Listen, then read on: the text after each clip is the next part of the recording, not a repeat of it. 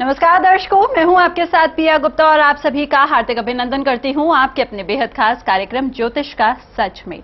नाम ही अपने आप में बहुत कुछ कहता है, ज्योतिष का सच, यानी कि ज्योतिष मूल रूप से क्या है, किस तरीके से ज्योतिष हमारे जीवन में हमारा उद्धार कर सकता है, किस तरीके से हम ज्योतिष में जो तमाम तरह की भ्रांतियां फैली हुई हैं हम उनसे दूर जा सकते हैं। आज इन तमाम चर्चाओं पे, इन तमाम विषयों पे हम बातें करने वाले हैं और ये सारी जानकारी आज आपको एक ऐसे शख्स देंगे जो ज्योतिष पर ना जाने कितने सालों से शोध करते आ रहे हैं और उन्होंने ही ज्योतिष के मूल रूप को पहचाना है। चलिए आज सबसे पहले करते हैं उन्हीं का स्वागत। बात कर रही हूं आईजे कपानी जी के बारे में, जो हर बार की तरह आज भी हमारे साथ स्टूडियो में मौजूद हैं। कपानी जी, बहुत बहुत स्वागत है आपका। नमस्कार कपानी जी, जब हम बात करते हैं ज्योतिष के बारे में, तमाम तरह के भ्रांतियां फैल चुकी हैं। लोग ऐसा मानते हैं कि भाई ज्योतिष जो है वो हमारे जीवन में हमारा उद्धार भी करता है, साथ ही साथ हमारा बुरा भी करता है। तो आप इस बारे में क्या कहना चाहेंगे? देखिए, ज्योतिष का अच्छे बुरे से कुछ लेना देना ही नहीं है। ज्योतिष का मतलब है कि वो आपको होने वाली घटनाओं का ज्ञान कराए, ना कि अच्छा या बुरा उसको परिवर्तित करे। मूल रूप से हमेशा आदमी की ये जिज्ञासा होती है कि उसका भविष्य क्या है, कल उसके गर्भ में क्या होगा। ये हर देश और काल में रहा। पाश्चात्य ज्योतिष, जिसको आप वेस्टर्न एस्ट्रोलॉजी कहते हैं, सूर्य पे आधारित थे, और पूर्व में जिसको हम वैदिक एस्ट्रोलॉजी कहते हैं, यह हिंदू शास्त्र पे आधारित थी। आज जो हिंदू शास्त्र की एस्ट्रोलॉजी है, ये सारी चंद्रमा के इर्द गिर्द घूमती है। 9 ग्रह हैं और 12 राशियां। 12 राशियां का अर्थ है 360 डिग्री जो ग्लोब की हैं वो सबको कवर करती हैं। 12 राशियां साल के 12 महीने भी हैं। 9 ग्रह, 7 ग्रह जो हैं सप्ताह के 7 दिनों पर आधारित हैं। राहु और केतु ग्रह नहीं हैं, केवल इनको ग्रह का दर्जा दिया गया है। ये मैं आगे जाके बताऊंगा। मूल रूप से हिंदुओं का सबसे प्राचीन और प्रामाणिक ग्रंथ जो है वो वेद हैं। ऋग्वेद के 5वें अध्याय में ज्योतिष का वर्णन किया गया है और इसमें 18 सिद्धांत और 16 लेख हैं। सिद्धांत का अर्थ होता है जैसे सूर्य उगता है और सूर्य अस्त भी होता है, जो अकाट्य है, जिस पे सारा ज्योतिष आधारित है। और जो लेख हैं, जैसे शादी कब होगी, मुहूर्त क्या है, आदमी जो है वो कब क्या करेगा, कब उसके यहाँ संतान होगी, वो क्या बड़ा आदमी बनेगा, ये सब चीजें जो हैं वो 16 लेख में आती हैं। पर जैसा भी मैंने कहा कि मनुष्य की जो जिज्ञासा है उसको जानने के लिए विभिन्न काल में, विभिन्न देशों में लोगों ने प्रयास किए और कई सारे मेथड डेवलप किए। लगभग सारा मिला के 300 प्रणालियां हैं जो ज्योतिष को इंगित करती हैं। आपकी हस्तरेखा ज्योतिष है। हाथ देख के सिर्फ आपके बारे में सारा कुछ कहा जा सकता है। सिर्फ माथे से कहा जा सकता है, ताश के पत्तों से कहा जा सकता है, चाय की पत्ती से कहा जा सकता है, नाखूनों से कहा जा सकता है, दांतों से कहा जा सकता है, हैंडराइटिंग से कहा जा सकता है। पर वो सब साइंटिफिक नहीं है। केवल प्राचर नियम, जो वैदिक जन जो है ज्योतिष की रीढ़ की हड्डी है, उसने सारे नियम प्रतिपादित किए हैं। और हिंदू माइथोलॉजी में, हिंदू सिस्टम में आज को बाजार में आपको कम से कम 20 किताबें प्राचर नियम के वर्णन की व्याख्या करती हुई मिल जाएंगी। बदकिस्मती से अगर आपने 4 किताबें पढ़ ली तो आप कंफ्यूज हो जाएंगे और कहेंगे कि ये ज्योतिष है कि ढोंग है। सब ने अपने अपने हिसाब से अपनी बात उसमें घेरने की कोशिश की है। तो इस तरीके से हमने अपने स्वार्थों के लिए उसकी प्रामाणिकता को नष्ट किया है। पिछले 50 सालों से भारत में लाल किताब का बहुत चर्चा है। मैं पहले सबसे आपको ये बता दूं कि लाल किताब और वैदिक ज्योतिष में क्या फर्क है। लाल किताब हर चीज का उपाय बताती है और वैदिक एस्ट्रोलॉजी शुद्ध रूप से भविष्य कहने के लिए है, ना कि उपाय कहने के लिए। लाल किताब भी प्राशर नियम पर आधारित है, हिंदू एस्ट्रोलॉजी पर आधारित है जी। जो लोग ज्योतिष का ज्ञान रखते हैं वो ये बात जानते हैं संभवतः कि प्राशर नियम में एक काल पुरुष नियम है, काल पुरुष लगन बोलते हैं उसको।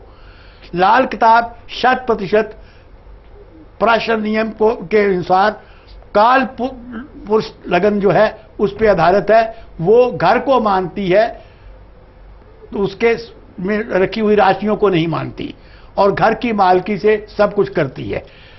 देश की बदकिस्मती है या ज्योतिष की बदकिस्मती है।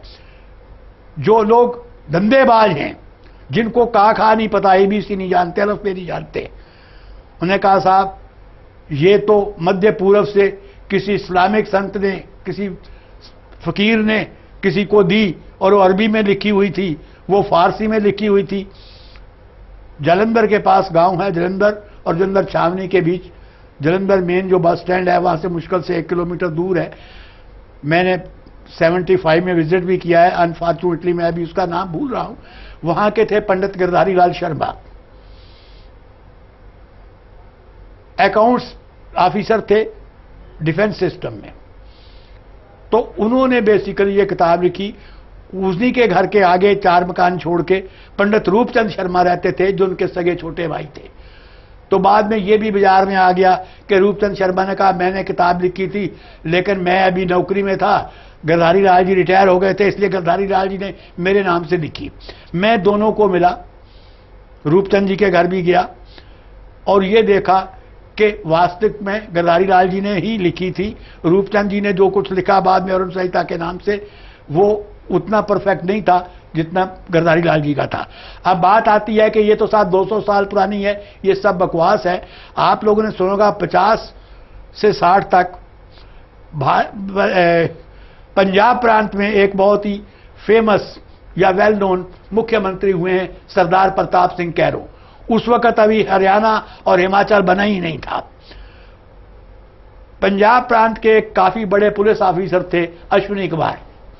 तो अश्विनी कुमार पंडित जी के बहुत बड़े भगत थे, उन्होंने शादी नहीं की थी, मां को साथ रखते थे और कैरों से उनकी बनती नहीं थी। कैरों इस बात के लिए मशहूर थे कि वो किसी अपोजिशन वाले को, किसी अपोजिट को बर्दाश्त नहीं करते, उसको खत्म कर देते थे। लेकिन पंडित गिरधारी लाल शर्मा का विश्वास था अश्विनी कुमार पे, जिसके कारण वो सर्वाइव किए और छोटे लेवल से होकर के वो DGP रैंक तक पहुंचे और इंटरनेशनल ख्याति उन्होंने प्राप्त की। पंडित गिरधारी लाल शर्मा की मृत्यु भी लगभग 80 के करीब में हुई है।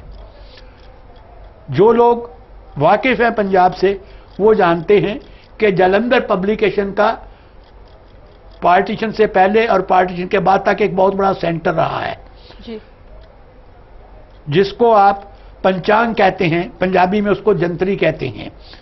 मशहूर आलम जंतरी पंडित देवी दयाल शर्मा की सबसे पहले इंडिया में पंजाब के जालंधर से पब्लिश होना शुरू हुई।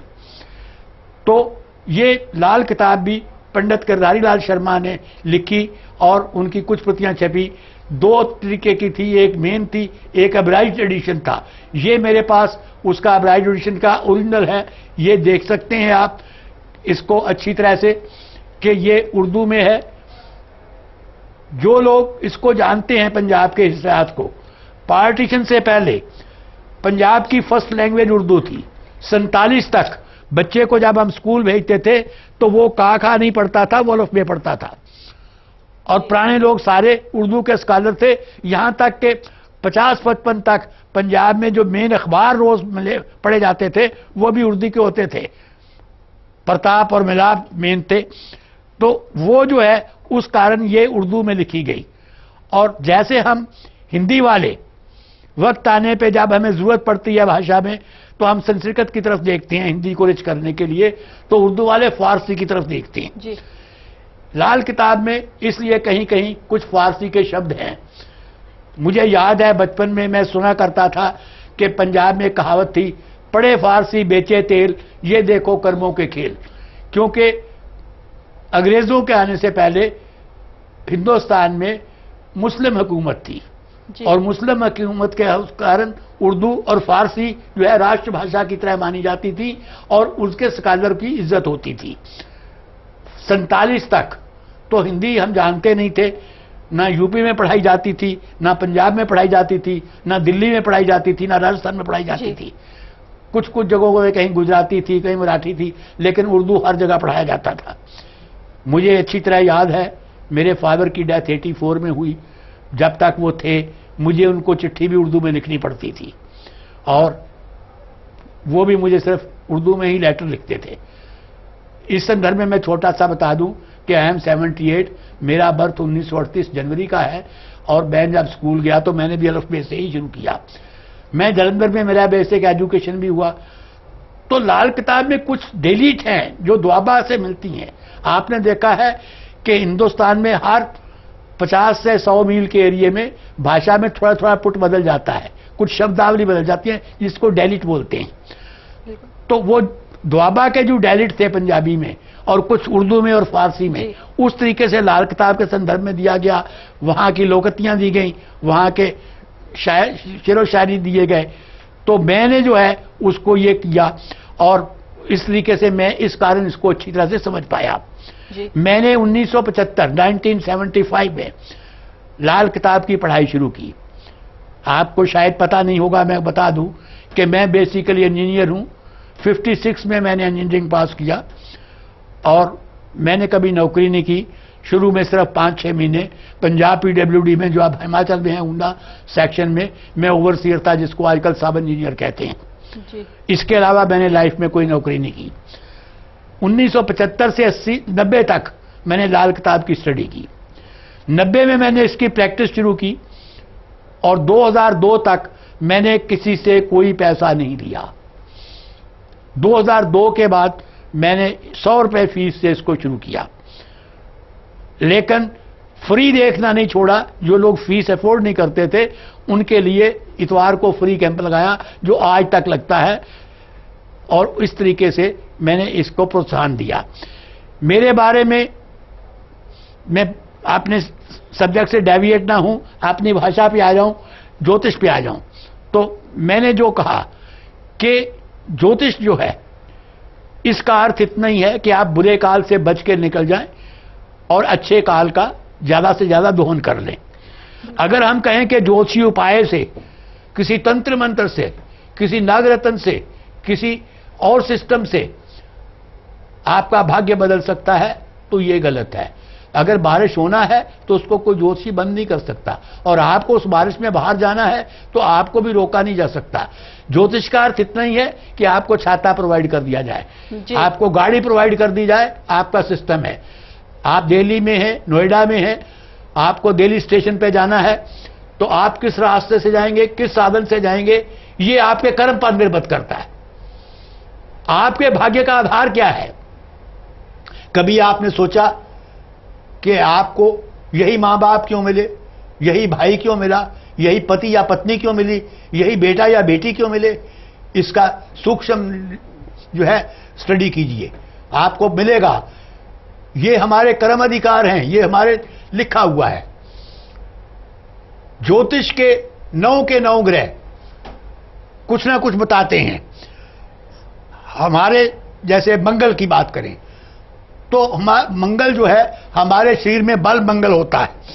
बुध से बुद्धि होती है, शुक्र से काम शक्ति जिसे उत्पत्ति भी होती है ये होता है, शनि तकलीफें और दुख का कारण बनता है, बुध से बुद्धि जैसे मैंने बताया, और सूर्य आपको ऊर्जा देता है।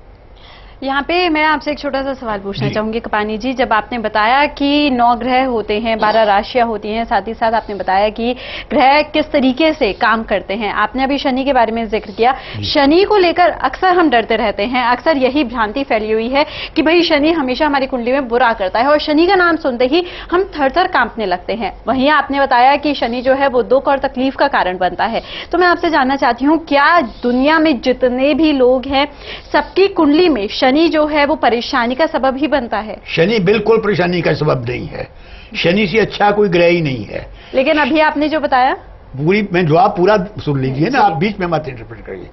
शनि एक्चुअली इंसाफ का मालिक है। शनि सूर्य पुत्र है। दिन 24 घंटे में दिन और रात होता है, एक हिस्सा दिन है और दूसरा हिस्सा रात है। दिन का मालिक सूर्य है और रात का मालिक, काले रंग का मालिक शनि है। शनि सूर्य को अपना सबसे बड़ा शत्रु मानता है, पर सूर्य शनि को शत्रु नहीं मानता। शनि का निवास स्थान जो है वो शमशान है।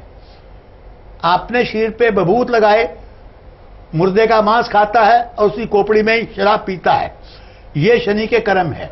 उसको किसी से कोई लेना देना नहीं। तो अच्छे के साथ वो अच्छा भी करता है, बुरे के साथ बुरा भी करता है। शनि इंसाफ का मालिक है। और अगर आपने अपनी गलतियां नहीं सुधारी, आपने बेईमानी करना नहीं छोड़ा, व्यभिचार नहीं छोड़ा, झूठ फरेब खंड नहीं छोड़ा, तो शनि निश्चित रूप से आपको दंडित करेगा। लेकिन जो लोग सही हैं उनको शनि सपोर्ट करता है। तो शनि इंसाफ का मालिक है। जिस कुंडली में शनि बहुत अच्छा है वो आदमी जज हो सकता है, वो आदमी लीडिंग एडवोकेट हो सकता है, वो आदमी लीडिंग डॉक्टर हो सकता है। मेडिसिन का मालिक भी शनि है। तो शनि तो आपकी लाइफ लाइन है।